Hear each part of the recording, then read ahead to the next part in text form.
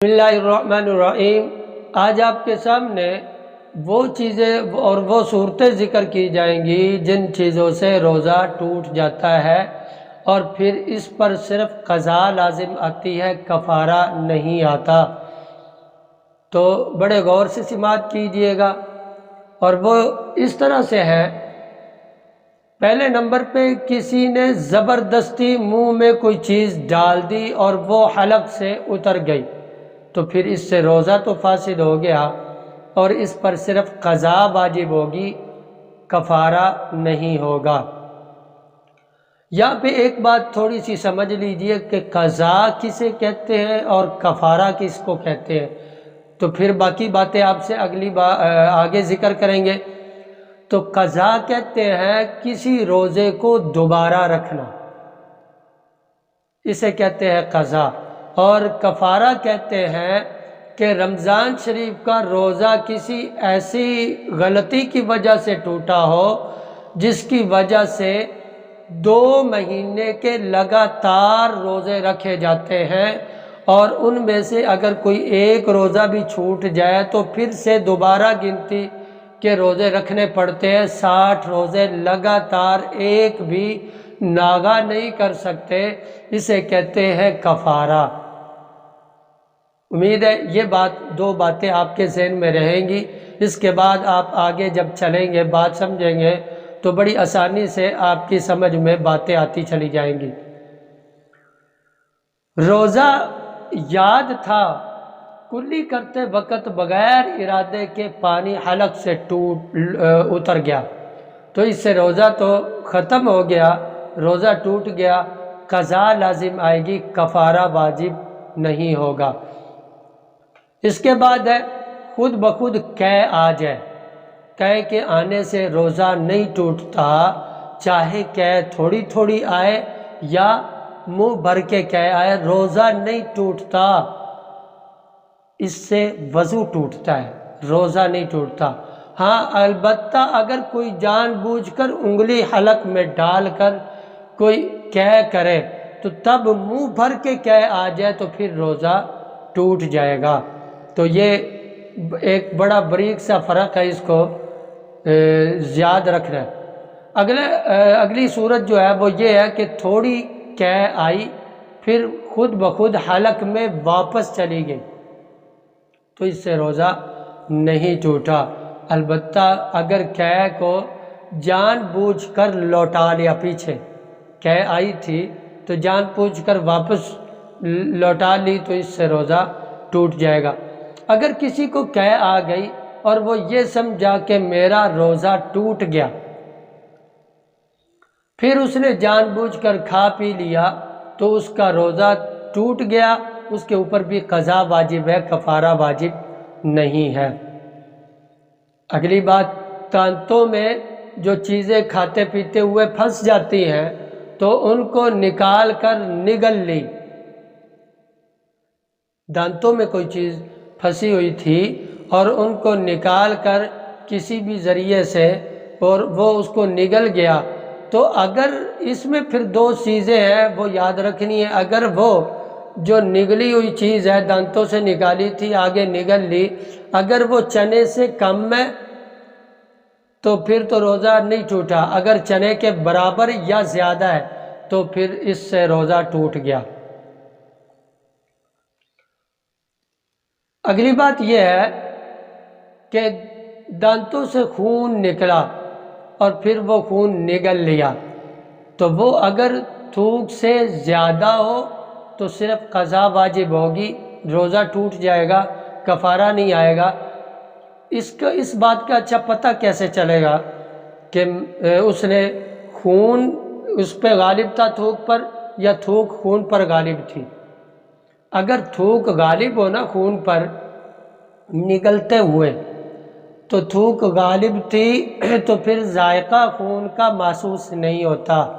اگر نگلتے ہوئے خون کا ذائقہ محسوس ہو تو پھر اس بندے کا روزہ ٹوٹ گیا، یہ اس بات کی نشانی ہے۔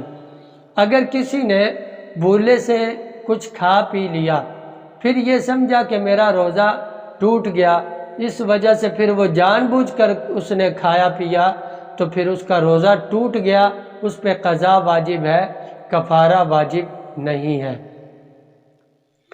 اگر کسی نے یہ سمجھ کر کہ ابھی صبح صادق یعنی کہ اذان فجر کا ٹائم نہیں ہوا، وقت نہیں ہوا، اور سحری اس نے کھا پی لی، اور پھر معلوم ہوا کہ صبح صادق کے بعد کھایا پیا تھا اس نے، تو اس پر بھی قضا لازم ہے، کفارہ نہیں ہے۔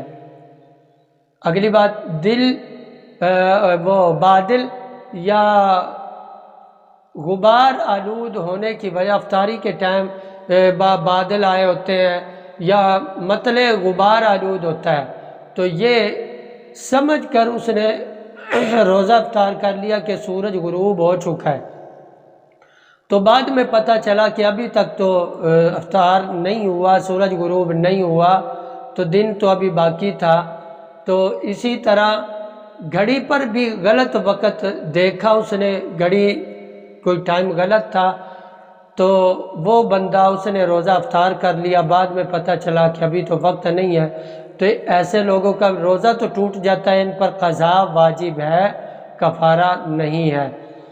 رمضان المبارک کے علاوہ دنوں میں کوئی روزہ جان بوجھ کر توڑ دیا، کھا پی لیا، تو پھر اس سے قضا واجب آئے گی، کفارہ نہیں آتا۔ لیکن رمضان شریف کا روزہ جان بوجھ کر اگر کوئی بندہ توڑ دیتا ہے تو اس پر کفارہ بھی آتا ہے، قضا بھی آتی ہے۔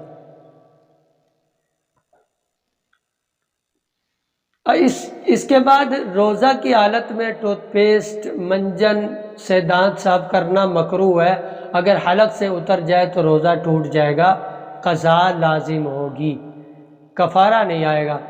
اسی طرح روزہ پورا کرنے کی صورت میں مرض کی شدت میں اضافہ ہو جائے، اگر کسی بندے کو یہ ہو یا ڈاکٹر کہہ دے کہ اگر افطاری کا انتظار کرتے ہیں اس کا مرض بڑھ جائے گا، شدت اختیار کر لے گا، تو پھر روزہ توڑنا جائز ہے، اس پر بھی صرف قضا آئے گی، کفارہ نہیں آئے گا۔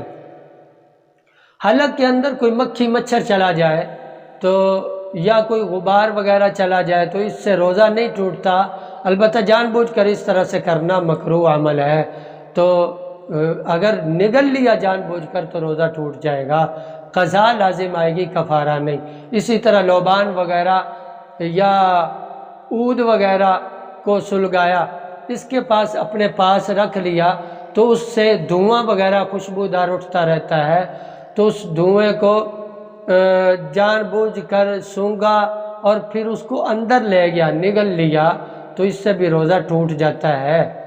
اس سے آپ یہ بھی اندازہ لگا سکتے ہیں کہ سگریٹ پینے سے بھی روزہ ٹوٹ جاتا ہے۔ اس کے بعد ہے کسی نے کنکری یا لوہے کا ٹکڑا منہ میں رکھ لیا اور ایسی چیز یا اسی طرح کی کوئی ایسی چیز کھا لی جس کو بطور غذا نہیں کھایا کرتے اور نہ اس کو بطور دوا کھاتے ہیں، تو اس کا روزہ بھی ٹوٹ گیا، مطلب یہ چیزیں اندر چلی گئیں تو روزہ ٹوٹ گیا، لیکن اس پر کفارہ واجب نہیں ہوتا، صرف قضا لازم ہوگی۔ روزہ توڑنے سے کفارہ تب ہی لازم آتا ہے جب رمضان المبارک، یہ بڑے غور سے سننے والی بات ہے اور سمجھنے والی ہے کہ روزہ کے توڑنے سے کفارہ تب لازم آتا ہے جب رمضان المبارک میں روزہ توڑ ڈالے جان بوجھ کر، رمضان کے علاوہ میں روزہ توڑے گا تو کفارہ واجب نہیں ہوتا اور قضا واجب ہوتی ہے۔ اسی طرح رمضان کا روزہ جان بوجھ کر توڑ دیا، کوئی عذر نہ ہو، تو پھر اس پر کفارہ بھی لازم ہوگا۔ اسی طرح انہیلر سے روزہ بھی ٹوٹ جاتا ہے، صرف قضا لازم آتی ہے۔ اگلی بات، پاخانے کی جگہ اندر کی طرف کوئی چیز لگائے تو اس سے بھی روزہ ٹوٹ جائے گا، صرف قضا لازم آئے گی، کفارہ نہیں ہوگا۔ اسی طرح ایک بڑی اہم بات ہے کہ کوئی بندہ مشت زنی کرے، مشت زنی سے بھی روزہ ٹوٹ جاتا ہے، قضا لازم آتی ہے۔ آگے ہے انیما کروانے سے روزہ ٹوٹ جاتا ہے، یہ بھی ایک خاص قسم کی وہ علاج ہے یا کوئی بھی چیز آپ کہہ سکتے، تو اس سے بھی روزہ ٹوٹ جاتا ہے۔ اللہ رب العزت کہی گئی باتوں پہ عمل کی توفیق عطا فرمائے۔ السلام علیکم ورحمۃ اللہ وبرکاتہ۔